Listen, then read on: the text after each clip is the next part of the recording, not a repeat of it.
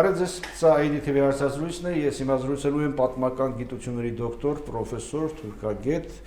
Երևանի պետական համալսարանի արևելագիտության ֆակուլտետի դեկան Ռուբեն Մելքոնյանի հետ։ Բարև ձեզ։ Բարև ձեզ։ Սովորաբար մարդիկ սովոր են ձեզ լսել Թուրքիայի թեմաներով, ձեր խոսքը Թուրքիայի մասին վերլուծությունները, սակայն այսօր իհարկե էլի Թուրքիայի մասին խոսենք, սակայն ձեզ պիտի ներկայացնեմ նաև որպես ազգային արժեքների պաշտպանություն նախաձեռնության համակարգող խմբի անդամ։ Օրերս այս խումբը հայտարարություն տարածեց, որտեղ մտահոգություն էր արտահայտվում ազգային արժեքների պաշտպանության հարցերում եւ բարձրաձայնում է իր անելիքների մասին, այդ թվում օրենսդրական նախաձեռնության։ Սկսենք նրանից, թե ինչ է պատահել, ինչու եք անհանգստացած, ինչու եք մտահոգված, ինչ ասել է ազգային արժեք ասելով ինչ պիտի հասկանալ, ովքեր են վնասում եւ ինչպես ինչով են վնասում, հարցերի մի քունջ։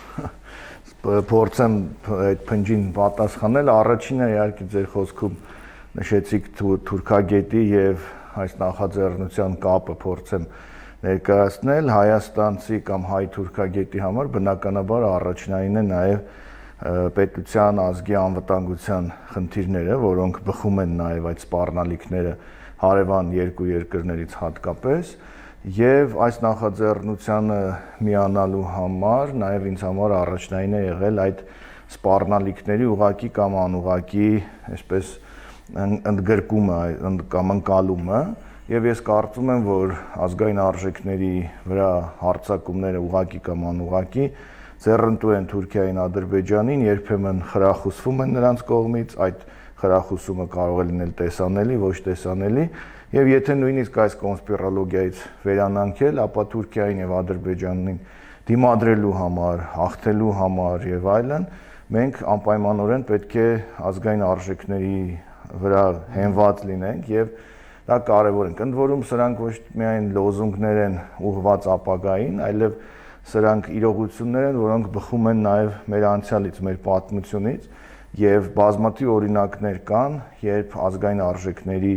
գիտակցումը կամ ազգային այդ ոգու ընկալումը օգնել է դիմագրավելու շատ ավելի լուրջ ուրեմն մրցակցությանը, փորձություններին եւ այլն։ Ինչ է ազգային արժեքը։ Դուք ասացիք հարձակումները ազգային արժեքների վրա, հիմա ինչ է ազգային արժեքը եւ ինչ հարձակումներ։ Իհարկե, հարցը կարող է լինել մի փոքր փիլիսոփայական, մշակութաբանական եւ այլն, բայց եթե ավելի հարամաչելի, ապա մեզ համար կա ազգային արժեքների մեծ համակարգ, դրանցում կան այսպես ավելի առաջնային երևույթներ, ինչպիսին է հայ առաքելական Սուրբ եկեղեցին, մեր ազգային ընտանիքը, ուրեմն դաստիարակությունը, այդ թվում եւ երիտասարդ սերնդի դաստիարակությունը, այսինքն կրթական որոշակի ընկալումներ, համակարգեր, ավանդույթները, պատմությունը, հերոսները, սրբությունները եւ այլն եւ այլն։ Այն ամենը ինչ որ կազմում է արժե համակարգ։ Ովքեր են վտանգում, ինչու ենք անհանգստացած։ Այս թվարկածս իրողություններից կամ թվարկածս երևույթներից կարևորների բոլորի նկատմամբ էլ եթե նայենք նույնիսկ անզեն աչքով կան արտաքին ու ներքին հարձակումներ։ Ընդ որում, եթե արտաքին հարձակումները դրանք միտումնավոր են, հստակ թիրախավորված են, այսինքն հայ եկեղեցին, որը արտաքին սպառնալիքի համար միշտ թիրախավորված է։ Եթե էլի կապենք Թուրքիայի հետ, հայ եկեղեցու նկատմամբ նրա քաղաքականությունը, գիտենք, սկսած մշակութային եղեռնից, վերջացած այսօր էլ Սփյուռքում եկեղեցու հետ կապված տարբեր քողարկված քայլեր։ Իսկ ներքին տարբեր հարձակումներ մենք կարելի է բաժանել երկու մասի։ Նրանք, որոնք արվում են գիտակցաբար, նրանք, որոնք արվում են չգիտակցելով, եւ այդ չգիտակցելու մեջ կա եւս երկու բաժանում։ Մարդիկ շատ հաճախ ընկնելով այսպես չակերտավոր մոդայի հետևից ազգային տարբեր արժեքները համարում են հետադիմության խորհրդանիշ, այսինքն այնինչ ազգային է, ըստ էության ընկալվում է իբրև հետադիմություն, բայց դա ճիշտ հակառակն է, որովհետև եթե աշխարհը բազմամշակութային է, ապա այդ բազմամշակութայնությունը ձևավորվում է յուրաքանչյուր ազգի յուրահատկություններով, այսինքն մենք ընդունում ենք, հարգում ենք աշխարհի տարբեր ժողովուրդների մշակույթներ, նրանց ժառանգությունը, սովորույթները եւ այլն, Դրանով էլ ձևավորվում է ամբողջ, այսպես համամարտկային արժե համակարգը։ Հիմա մենք այն ինչ որ մեր ազգի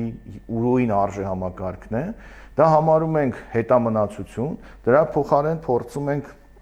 ընդօրինակել տարբեր երկրների, տարբեր ժողովուրդների արժե համակարգի այսպես դրվագներ,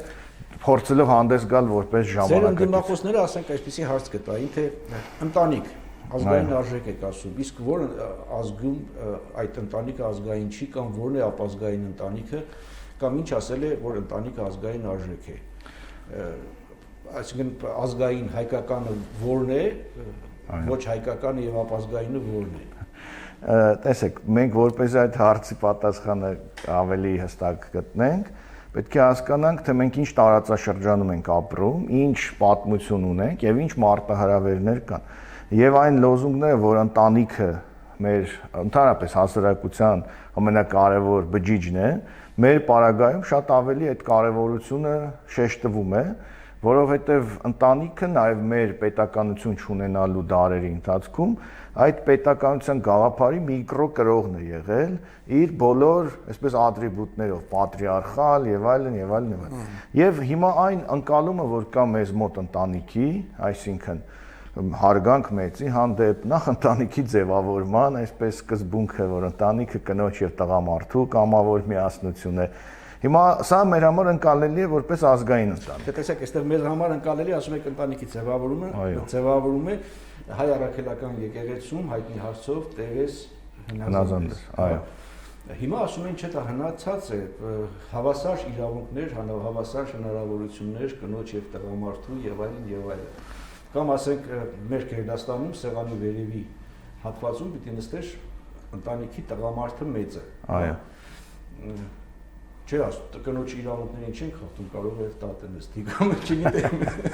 Ես մի քիչ պարզունակացնում եմ, բայց չէ, իհարկե կա այսպես տրամաբանություն, բայց մենք նաև պետք է հասկանանք, որ այդ արժեքները, այդ ընկալումները, հենց ձեր թվարկած թեկուզ կենցաղային օրինակները, դա մեր ինքնության բաղկացուցիչ մասն է։ Մենք այդպես ենք ապրել հազարամյակներ, այդպես է ձևավորվել մեր ինքնությունը եւ նրանք ով ընդունում են, որ ընտանիքը կարող է լինել երկու կնոջ միասնություն եւ սեղանի գլխին կարող է նստել երրորդ կինը, դա իրենց ընտրությունն է։ Մենք չենք փորձում նրանց ընտրության վրա այսպես ասած բռնանալ, բայց միևնույն ժամանակ չենք ուզում, որպեսզի նման երևույթներ այսպես ասած ստորադասեն մեր ազգային ընկալումները։ Մենք այս ընկալման կրողն ենք եւ մենք պետք է փորձենք դա պահպանել։ Եվ ես կարծում եմ, որ ընդհանուր երբ որ նայում ենք ազգերի, այսպես ընդհանրական ընկալումները, ինքնությունների ձևավորումը, կան յուրահատկություններ, այսինքն ազգի ընկալման մեջ որն է ավելի դոմինանտ եւ մեզ համար դոմինանտ է դա։ Բայց դրա շնորհիվ մենք նաեւ կարողացել ենք դիմագրավել տարբեր փորձություններ եւ դրա շնորհիվ է որ մենք կարողանում ենք հիմա նաեւ 21-րդ դարում վերարժևորելով մեր անցյալը փորձել նաեւ ապագայի, այսինքն այդտեղ հետամնացության եւ հնաոճության որևէ այսպես բաղկացիչ մաս չկա։ Սա ուղղակի նաեւ եթե մի քիչ ավելի լայն հարթության մեջ նայենք, տեսեք գլոբալիզացիայի հերթական մի դրսևորում է, որի թիրախներն են ազգային ուրույն ինքնության կրողները, այն ազգերը, այն հին ազգերը, որոնք այդ ազգային ուրույն ինքնության կրողներն են։ Եվ եթե հիմա դուք ասեք, տարբեր երկրներում կան ժողովուրդներ, կան հասարակություններ, բայց ազգություններ իրենց ազգային ինքնությամբ ըստ էության չկան։ Եվ մենք այն քչերից ենք։ Գլոբալիզմի եւ ազգայնականության պայքար է։ Ըստ էության, այո, ազգայնականության գլոբալիզմի պայքար է եւ տեսեք, ես ասում եմ կա խումբ, որը ներքին այս սպառնալիքն է ստեղծում այս արժեքների համար, որը անում է դա չգիտակցելով եւ մտածում է, որ օրինակ կնոջ եւ տղամարդու իրավահավասարությունը, որին մենք բացարձակապես դեմ չենք, ուրեմն շատ լավ արժեք է եւ պետք է ներդրվի մեր հասարակության մեջ։ Եվ դրանից բխող մնացած բոլոր արժեքները նույնպես հավասարություն հասարակության մեջ եւ այլն, բայց այս պարագայում մոռանում են, որ այն ինչ ընդունելի է եւ կարելի է անել աշխարհագրական այլ միջավայրում, օրինակ ԱՄՆ-ում, այդ նույնը այս միջավայրում այս տարածաշրջանում անելը հավասարազոր է պետության անկման, այսպես ընթացքը արագացնելուն, որովհետեւ դու շրջապատված ես իրոք այսպես ուրույն ազգայնական, նույնիսկ ազգայնամոլական հարևաններով, Ադրբեջան, Թուրքիա եւ այլն, որոնք իրենց հասարակությանը պատրաստում են հակահայկական ատելության, այսպես վրա հենված կրթական ծրագրերով, եւ դու ապրելով այս միջավայրում չես կարող քեզ զգալ սկանդինավներում կամ ԱՄՆ-ում եւ գործել այդպես, որովհետեւ քո միջավայրը այլ է եւ այս պարագայում ազգային արժեքներից հեռանալը եւ տարբեր օտարածին երևույթներ ներմուծելը ուղի համեմատական է պետականության անվտանգության հետ։ Եվ սա է հիմնականը, որ մեզ անհանգստացնում է եւ հարձակումների մասին նշեցիք հարձակումները ուղիղ կամ անուղղակի, գիտակցված կամ ոչ։ Կոնկրետ կնշեք ինչպես է տեղի ունենում այդ հարձակումները, չգիտեմ, ասենք օրինակ կրթական չափորոշիչներ, տարբեր կոնվենցիաներ, սրանք հարձակումների տեսակներ են թե միանշանակ, ես չափորոշիչներից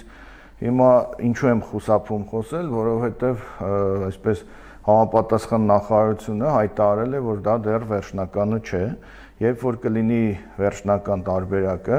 նոր կարելի է գնահատական տալ, բայց այստեղ չխախտելով այլոց այսպես անկեղծությունը կամ այլ իրավունքները, պետք է ասել, որ չափորոշիչների ձևավորման մեջ ընդգրկված մարդիկ մինչ այդ իրականացրել են համատեղ ծրագրեր թուրքական տարբեր կազմակերպությունների հետ, որոնց արդյունքում տպագրվել են գրքեր, դրանցից մեկը իմ գոլեգան Արտակ Մովսիսյանը մանրամասն վերլուծել է, մյուսը ես հիմա ընթերցում եմ, համատեղ ծրագիր է եղել հայ-թուրքական, եւ այնտեղ կան ձևակերպումներ, օրինակ նույն ազգայնականության մասին, նույն սեռական փոքրամասնությունների, ֆեմինիզմի եւ այլնի մասին, որոնք Թուրքիայում բարձրաձայնում են մարգինալ փոքր խմբեր, որոնք որևէ վտանգ չեն ներկայացնում ընդհանուր թուրքական քաղաքական գծի համար եւ երբեք այդ խմբերը պետական կառավարման մեջ ընդգրկված չեն Թուրքիայի, այստեղ այդ մասին խոսում են իշխող կուսակցության անդամներ, падգամավորներ, իշխանության մաս կազմող մարդիկ, որոնք նաեւ որոշում են պետության քաղաքականությունը եւ այդ ընկալումները տեսականից մտցնում են նաեւ գործնական հարթություն։ Սա մեկ վտանգ։ Կոնվենցիաները բնականաբար նույնպես իրենց մեջ որոշակի վտանգներ են պարունակում եւ այստեղ Լազարոտեի այո, այստեղ հակադարձում կա, որ ամբողջ աշխարհը միացել է եւ այլն, իմ իրավաբան գործընկերներից շատերը ասում են, որ աշխարհում արդեն կա տենդենս, որ տարբեր երկրներ դուրս են գալիս, օրինակ նույն Լեհաստանը, եւ երկրորդ վավերացնելը եւ ստորագրելը տարբեր գործընթացներ են։ Մեծ քաղաքականություն է, միգուցե ճնշման տակ պետք է ստորագրել, բայց վավերացնելը եւ այդ դրանով ենթադրվող քայլերը անելը,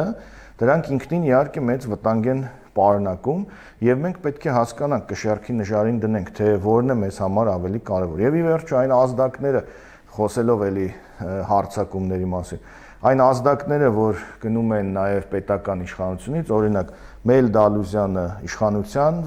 պաշտպանության տակ է, Իսրայել Հակոբ Կոխյանը իշխանության պաշտպանության տակ չէ։ Սա արդեն հստակ միտում է, որովհետև երկուսն էլ սպորտսմեններ են, երկուսն էլ ավանդուն են, իհարկե Իսրայել Հակոբ Կոխյանը շատ ավելի մեծ, չեմ ուզում համեմատեմ Մեյլի հետ, բայց այնուամենայնիվ նրանք բոլորն էլ Հայաստանի համար քայլեր արած են եւ ինչու են հատուկ ընդգծում Մեյլի իշխանության հովանավորության տակ գտնվելը, սա արդյոք սիգնալ չէ, սա արդյոք տուրք չէ մոդային, որ գովերքեն ասեն, տեսեք ինչ տոլերանտ ելույթ էր, ինչ տոլերանտ իշխանություն է եւ այլն եւ այլն։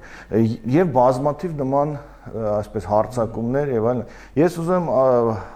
Ես ուզում հասկանալ այդ շրջանակներին, որոնք այդ ամենը անում են չգիտակցելով, հետևելով ժամանակի տենդենսներին, բայց ես նրանց ուղղակի խորհուրդ եմ տալիս մի պահ կանգ առնել այդ իրենց ընթացքի մեջ եւ դիտարկել հարցը ոչ թե ընդհանուր գլոբալիստական, այլ մի փոքր ավելի ազգային տարածաշրջանային ընկալումների շրջանակներում եւ տեսնել արդյոք պատմությունը մեզ նմանատիպ դասեր տվել է թե չէ։ Օրինակ երիտ թուրքերի կամ քեմալականների հետ համագործակցող հայերն էին ճիշտ, թե նրանց դեմ պայքարողները։ Կարսը առանց փամփուշտի քեմալական փոփոխված լավ թուրքերին հանձնողներն էին ճիշտ, թե անհավասար գոյապայքարում Զանգեզուրը պահող Նժդեհը։ Եվ պատմությունը դրա օրինակներ ոչ հեռավոր անցյալի մեզ տվել է, եւ կարծում եմ, որ որ ասում են պատմությունը դասեր է տալի ժողովրդի հավաքական ընկալում եւ այլն, ժողովուրդը երբեք չի սխալվում, վերաբերում է հենց այս երևույթներին։ Ճիշտ է, կարող է մեր այսպես ընկալումները կամ մեր զրույցը մի փոքր, ինչպես ասացի, փիլիսոփայական տիրույթում է, բայց երբ որ մենք իջեցնում ենք անվտանգային հարթություն, ռեալ քաղաքական հարթություն, ապա տեսնում ենք, որ մենք շրջապատված ենք նմանատիպ պետություններով, ազգայնամոլական եւ այլն, եւ մեր ինքնության կարևոր բաղադրիչը կազմող ազգային արժեքների հանդեպ հարցակումները ուղիղ համեմատական է անվտանգության խնդրին։ Եվ նաեւ սրա բաղկացուցիչ մասն է կազմում դաստիարակությունը, դուք նշեցիք ընտանիք, ավանդական ընկալում, այդ նույնը նաեւ դաստիարակության ասպարեզում դարեր շարունակ ինչպիսին է եղել մեր դաստիարակությունը եւ մեր կրթությունը, եւ կներեք մենք մեր կրթական արդյունքներով միշտ էլ աշխարհում եղել ենք շատ մրցունակ, սկսած շատ հին դարերից, վերջացրած նաեւ մեր օրերում, եւ պետք չէ անընդհատ կապկել ինչ-որ բաների եւ անտեսել մեր ունեցածը։ Ամենևին մեր ունեցածը ոչ մրցունակ չէ եւ հատուկ ուզում եմ շեշտել, ազգայինը նաեւ համամարտկային է, որովհետեւ ազգայիններով ձևավորվում է համամարտկային։ Մենք սիրում ենք շոտլանդական ինչ-որ տրադիցիաներ, սիրում ենք ֆրանսիական գրականություն, ռուսական արվեստ եւ այլն, ուրեմն աշխարհն էլ պետք է ընդունի մեր հայկական արվեստը, մեր գիտությունը, մեր կրթական չափորոշիչները հին եւ նաեւ մեր ազգային ավանդույթները եւ այլն եւ այլն։ Ավելի շատ հակված է կարծել, որ այս ամենը արվում է չգիտակցված, պարզապես հետևելով ժամանակի տենդենսներին, թե պարտադրվող օրակարգ է։ Երկուսն էլ կա։ Որտեղից։ Երկուսն էլ կա, ակնհայտ է թե որտեղից, ուժային կենտրոնները ակնհայտ են թե որտեղից է պարտադրվում։ Ճիշտ է, էլի կարող են կալվել կոնսպիրոլոգիական մի քիչ, բայց պետք է նայել թե հատկապես որ կառույցները, որ կազմակերպություններն են խրախուսում նմանատիպ քայլեր, խրախուսում նաև ֆինանսապես տալով գրանտներ, որ պետություններն են եւ պետությունների որ կառույցներն են խրախուսում այդ ամենի քարոզը եւ այս պարագայում եմ ես նաեւ տեսնում որոշակի թուրքական հետք, որ խոսվում է, որ տարբեր կարող է գրանտային ծրագրերի թիկունքում լինեն թուրքական գումարներ, որովհետեւ ես որպես թուրքագետ շատ լավ գիտեմ, որ Թուրքիայի հակահայկական քաղաքականության մեջ կան հստակ թիրախներ, ոչ միայն Հայաստանի տնտեսական շրջափակումն է, հայկական բանակի դեմ քայլերն են, Հայաստան պետության դեմ քայլերն են, այլև այդ ավանդական արժեքների դեմ քայլերը, եկեղեցու, ընտանիքի, սովորույթների, պատմության եւ այլն։ Եվ տեսեք, կամած չափաբաժիններով մեզ մոտ արդեն արկա են թուրքական այդ ծրագրերի ինչ որ սաղմեր, պատմության տարբեր ձևակերպումների, ինչ որ հասարակական երկխոսության տարբեր ձևաչափերի եւ այլն միջոցով։ Դրա համար ես կարծում եմ, որ սրա մեջ ակնհայտ կա թուրքական հետք եւ շատ խորը փորել չէ, շատ այսպես մակերեսային նայելու արդյունքում անգամ դա տեսանելի է։ Խրախուսվում է, ինչպես ասացի, այս կազմակերպությունների կողմից,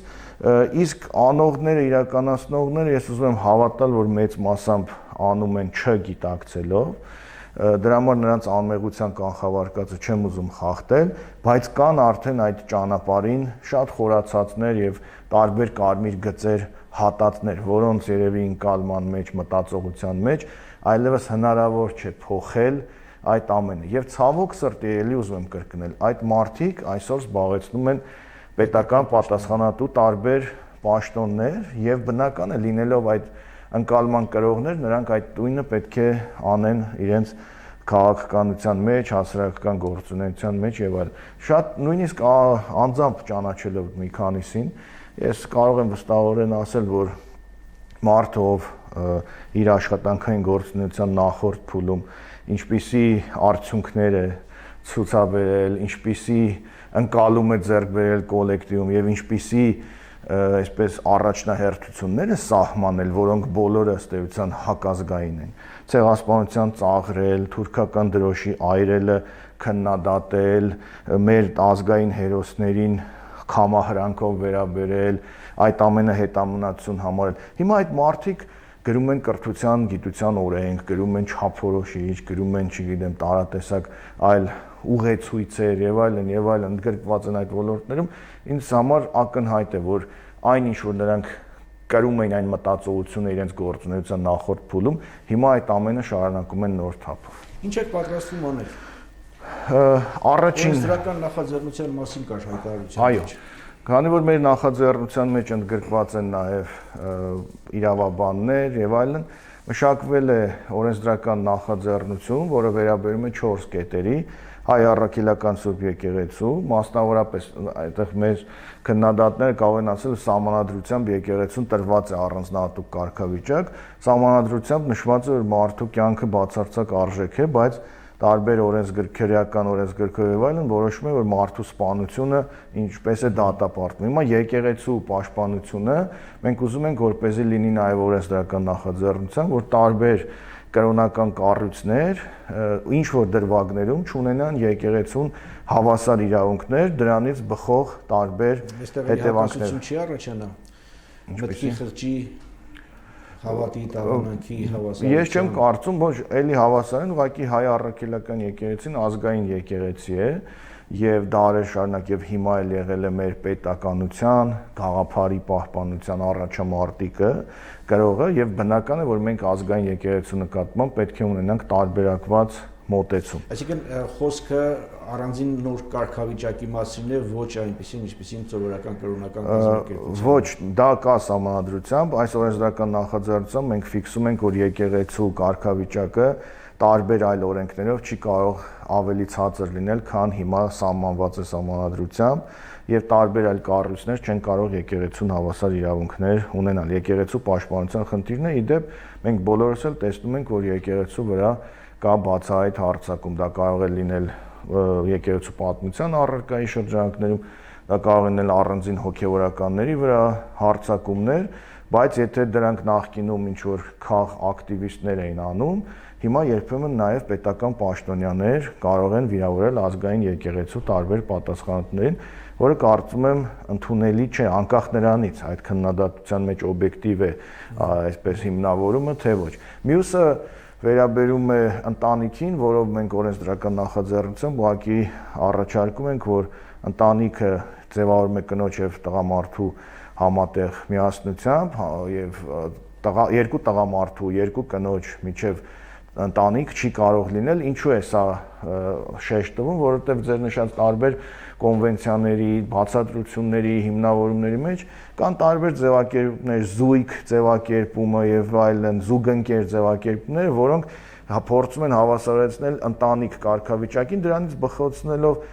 երեխա որդեգրելու եւ այլն եւ այլն եւ այլն։ Մյուսը վերաբերում է դաստիարակության կամ ինչպես ասում են մանկության օրենք, որ մինչև 12 տարեկան երեխաներին սեռական դաստիարակության մասին կրթություն ըստ էության չպետք է տրվի, իսկ հետագայում արդեն հանրային քննարկման մասնագետների լայն ֆորմատով քննարկման արդյունքում ձևավորված ծրագրերով, այնինչ հիմա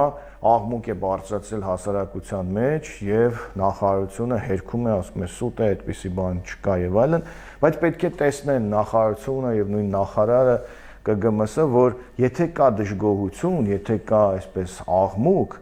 չի կարելի դրանց բոլորին ուղակի վերագրել, որ նրանք խավարամիտներ են եւ այլն եւ այլն։ Պետք է փորձել ընկալել միգուցե դու ինքդ սխալ ես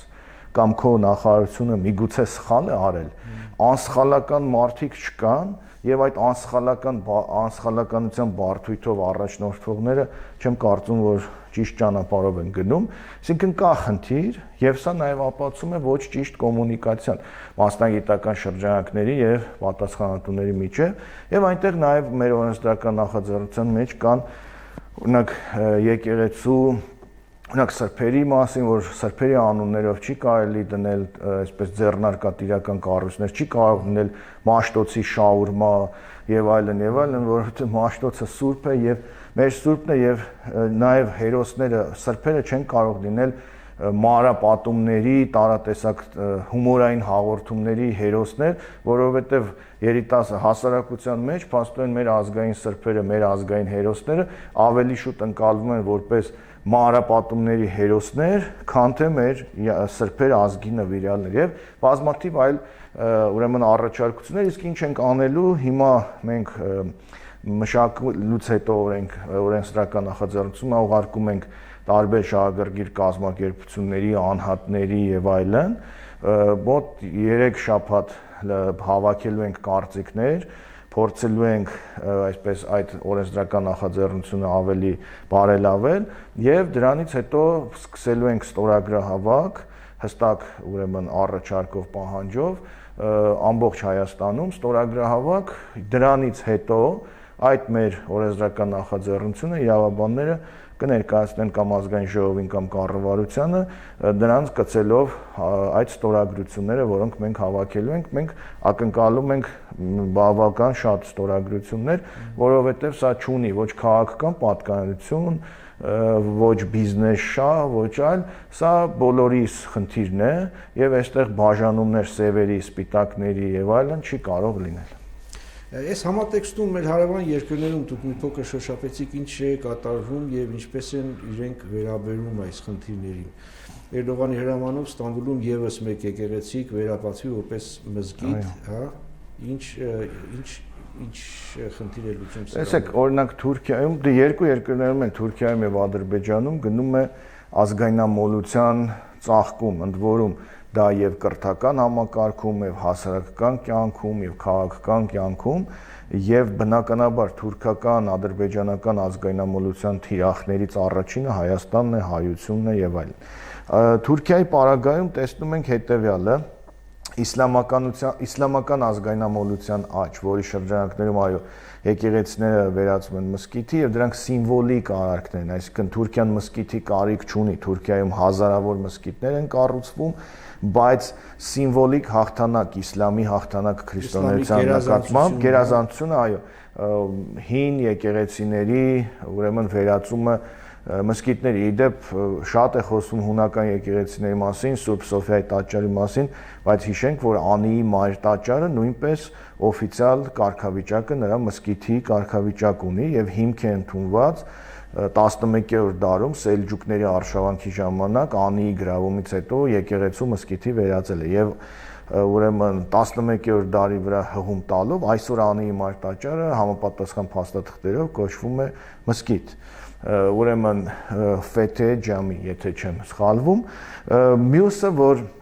Էրդողանը այսպես պատմական տարբեր թուրքական կերպարներին քաղաքականացնում է եւ հանրային ընկալման մեջ ավելի լայն նրանք տարածում են գտնում։ Տեսեք, նույնիսկ գազի հանքը, որ Սևծովի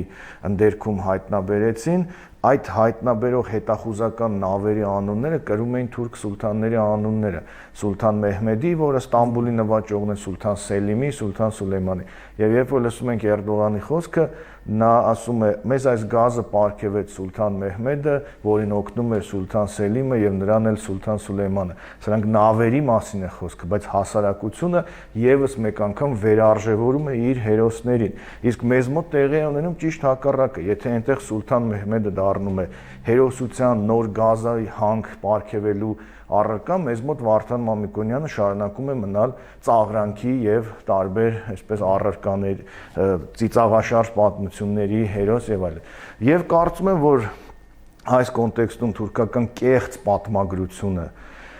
փորձում է ամրագրել այն կեղծ թեզերը, որը տասնամյակներ առաջ դրել է իր պատմագրության հիմքում, եւ մեզ մոտ գնում է հավասարեցման գործընթաց, որ տեսեք, եթե ֆեմինիստական ընկալումներ չկա թուրքական այսպես պատմագրության մեջ, նույնը չկա նաեւ հայկականի մեջ։ Պետք ամենամեծ կոնցեպտուալ սխալը նաեւ այդ չափորոշիչներին գրող մեր այդ մասնագետների կողմից այն է, որ թուրքական ու հայկական դասագրքերը, թուրքական ու հայկական պատմագրությունը դրել են մեկ հարթության մեջ եւ չի կարելի նույն այսպես արշինով չափել թուրքական ու հայկական պատմագրությունը, ոչ թե որ մենք հայ ենք եւ նրանք թուրք են, որովհետեւ մեր պատմագրության սկզբունքները հենված են օբյեկտիվության վրա մեծ մասամբ, իսկ թուրքականինը կեղծ քարոզչության վրա եւ դա հայտնի է 4-րդ կուրսի ցանկացած թուրքագետ ուսանողի համար։ Եվ շատ հետաքրքիր արևելյան մի ասացված կա, ասում է այն լապտերը, որ լուսավորում է տանը, մզկիթում հարամ է։ Այսինքն այն չափորոշիչով, որ դուք նայում եք թուրքական պատմագրությանն ու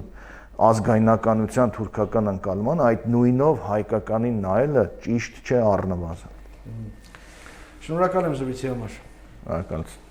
Սա IDTV հարցազրույցն էր, ես զրուցում էի պատմական գիտությունների դոկտոր, պրոֆեսոր, թուրքագետ, Երևանի Պետական համալսարանի Արևելագիտության ֆակուլտետի դեկան Ռուբեն Մելքոնյանի հետ։ Հետևեք մեզ Անդելիայում կայքում, բաժանորդագրվեք մեր Facebook-յան էջին եւ YouTube-յան ալիքին։ Լավ մնացեք, առողջ եղեք, կհանդիպենք։